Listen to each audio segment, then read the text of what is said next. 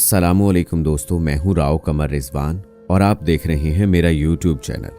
दोस्तों, आज की कहानी एक ऐसी लड़की की है कि जिसका कज़न उसे शादी का वादा करता है, लेकिन उसके बाद फिर जिंदगी के हालात तब्दील होते हैं और वो किस दौराहे पर आकर खड़ी हो जाती है। ये इंतहाई दर्दनाक कहानी आखिर तक लाजमी सुनिएगा। कहानी शुरू करने से पहले आपसे गुजारिश है कि मेरे चैनल को अभी सब्सक्राइब कर लें, साथ में बेल नोटिफिकेशन को भी जरूर ऑन कर लीजिएगा। तो चलिए शुरू करते हैं अपनी आज की कहानी। मुराद मेरे चचा का बेटा था और हमारी मंगनी उस वक्त बुजुर्गों ने कर दी जब हम अभी 6ठी 7वीं में पढ़ते थे। चचा सुभान और बाबा जान में बहुत मोहब्बत थी। वरासत और कारोबार जो दादा जान की मलकियत था, उनकी वफात के बाद दोनों भाइयों ने आपस में तकसीम न किया ताकि एक जगह रहें और मिलकर जिंदगी गुजारें कि इत्तफाक में बरकत है। वक्त गुजरता रहा, हम सब साथ रहते रहे। वालिद और चचा भाई ही नहीं, बिजनेस पार्टनर भी थे। सच है, इत्तफाक में बरकत है। जब दोनों ने एक दूसरे पर भरोसा किया तो अल्लाह ताला ने बिजनेस में इतनी वसअत और बरकत अता की कि दौलत की रेल पेल हो गई। हम एक पुरैश खुशबाश जिंदगी गुजारने लगे। वक्त के साथ साथ दोनों भाइयों के बच्चे जवान हो चुके थे। चची हमारी शादी करने का सोच रही थी। तभी वालिद साहब ने तजवीज़ दी कि अब घर छोटा पड़ता है, बच्चों को शादियों के बाद अलहदा घर की ज़रूरत महसूस होगी। अल्लाह ताला ने बहुत दिया है, क्यों ना पहले घर बनवा लें और फिर शादियां करें। चचा जान बोले, भाई साहब आप जो चाहें करें, मैं आपके साथ हूँ। वालिद साहब ने एक अच्छे इलाके में 2 प्लाट खरीदे और उन पर एक जैसी 2 कोठियां तामीर करा ली। इरादा था कि नए घर में मुंतकिल होते ही मेरी शादी मुराद और मेरे भाई अशर की शादी मुराद की बहन शहर बानो से कर देंगे। वो खुशी का दिन भी आ गया जब कोठियों के लिए नया सामान और फर्नीचर खरीदा गया और हम दोनों कुनबे अपनी अपनी कोठी में शिफ्ट हो गए। दीवार से दीवार मिली हुई थी, लेकिन घर अलग हो गए। चची अम्मी की खालाजाद थी, उनका नाम फरहा था।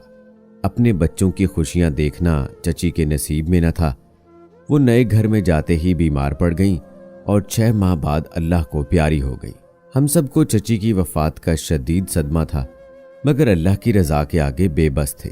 कुछ दिन सौगवार रहे। चचा के घर में रहने के लिए फुफ्फो आ गईं, ताहम वो भी ज्यादा अरसा ना रह सकती थीं। उनके अपने बच्चे थे। वो फैसलाबाद में रहती थी। एक दिन चचा से कहा कि सुभान भाई, कब तक तुम्हारे घर रहूंगी? बार बार उनके फोन आ रहे हैं कि अब घर आ जाओ, मुझे इजाजत दो ताकि मैं फैसलाबाद जा सकूं। चचा ये सुनकर उदास हो गए। कहने लगे, बहन तुम्हारी मजबूरी अपनी जगह, लेकिन तुम चली गई तो मेरे घर और बच्चों का क्या होगा? अभी मुझे बड़े दोनों बच्चों की शादियां करनी है। मुराद और शहर बानो की शादी तक तो ठहर जाओ।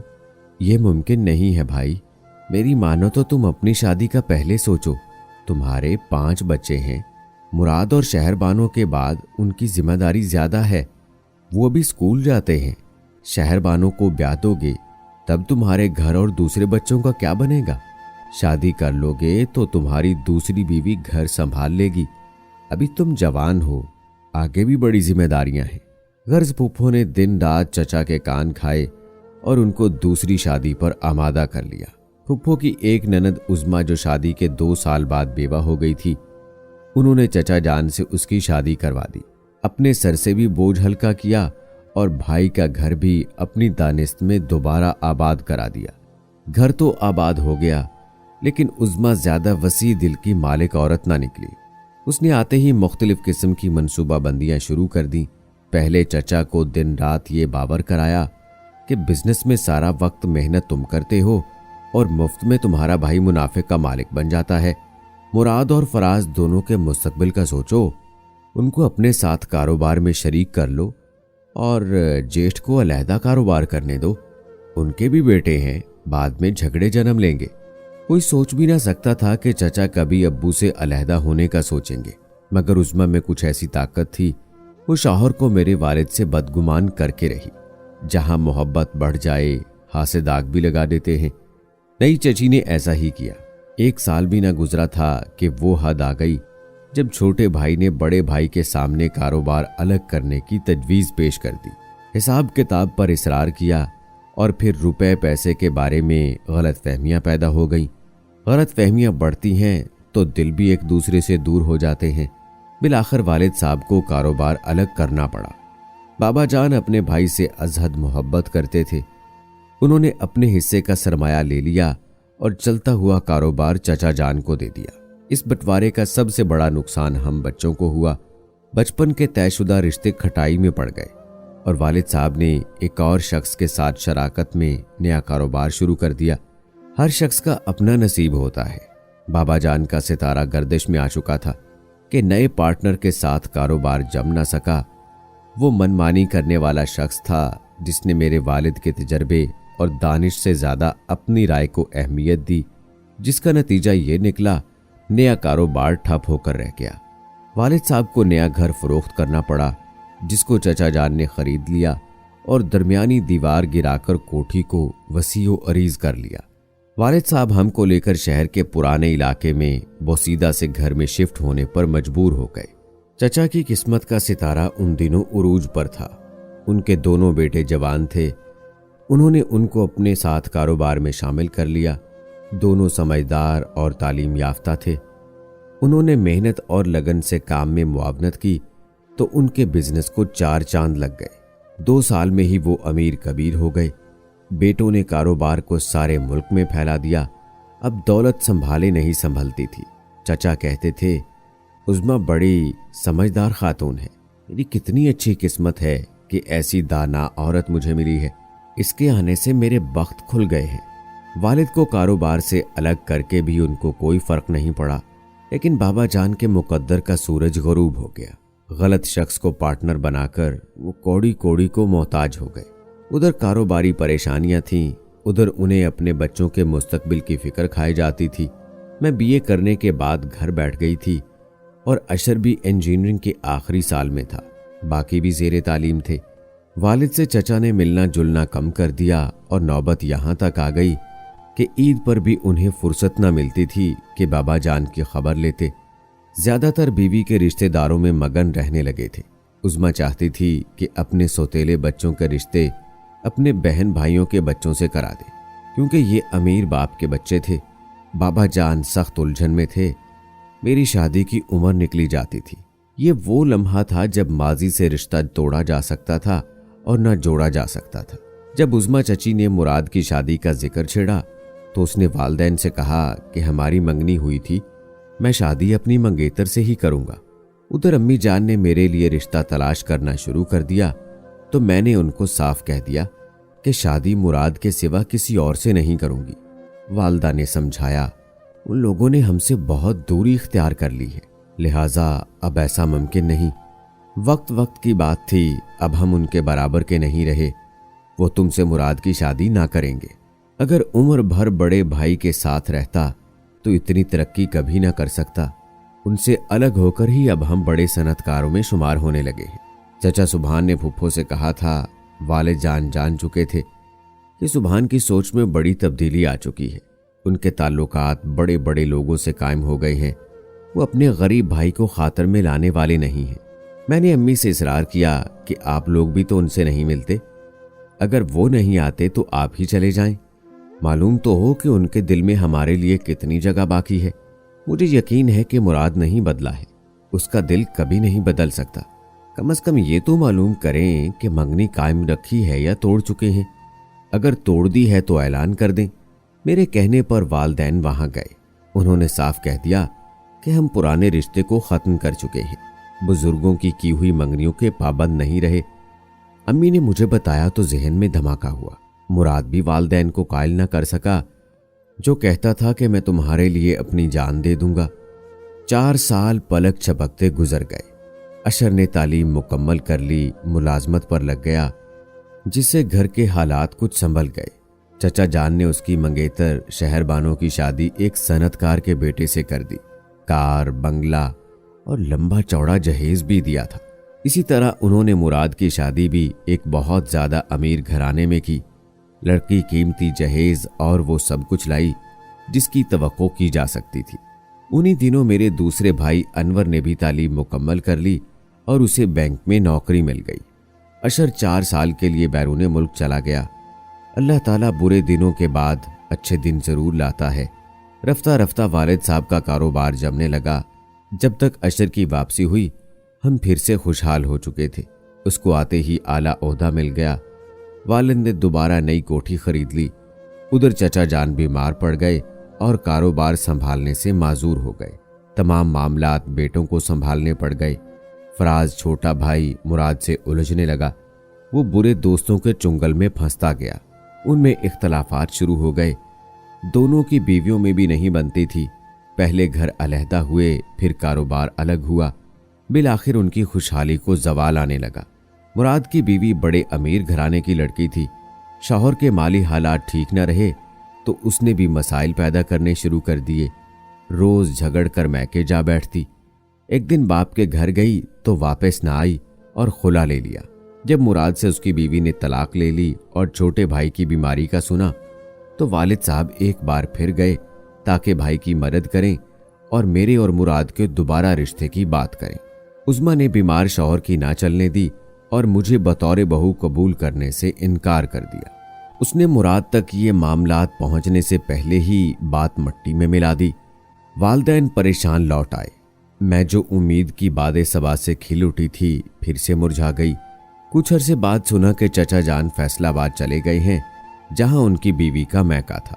उन्होंने मुराद के लिए अपने भाई यानी फुफ्फो के देवर की बेटी ले ली।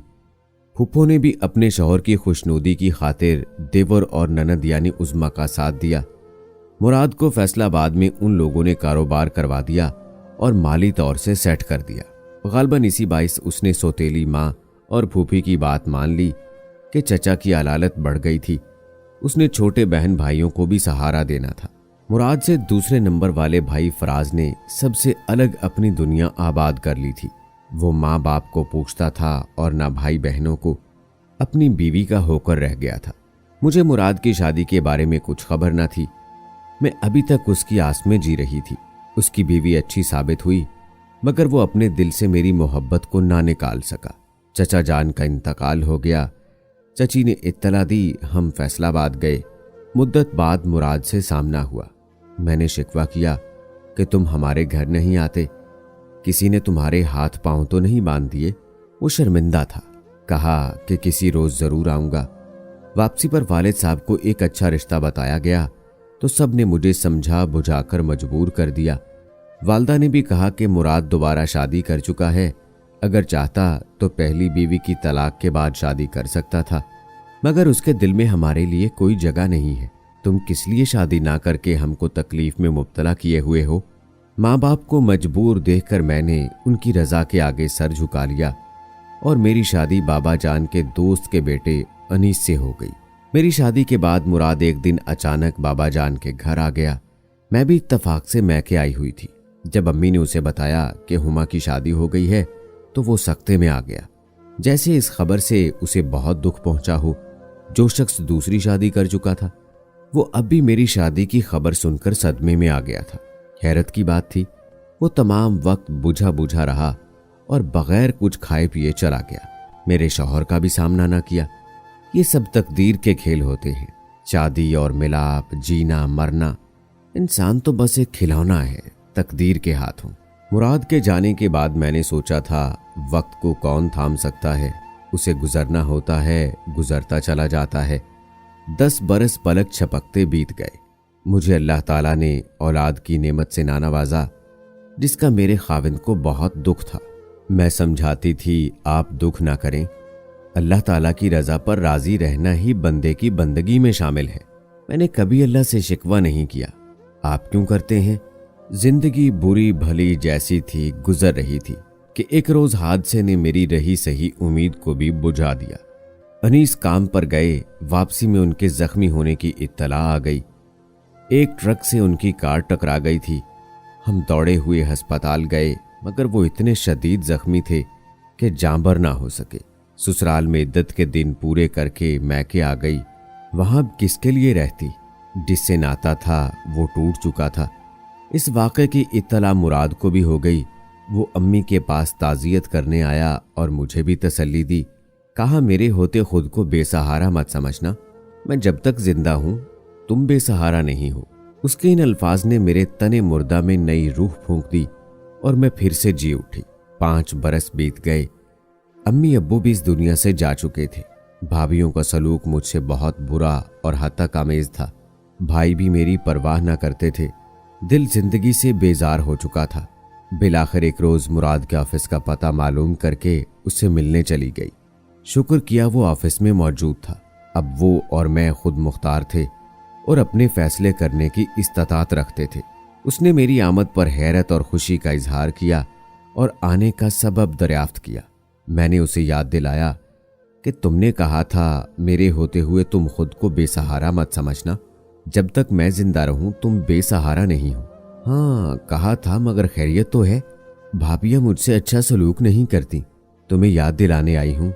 मुराद, मैं चाहती हूं तुम मुझसे निकाह कर लो ताकि मुझे बाइज्जत सहारा और अपना घर मिल जाए।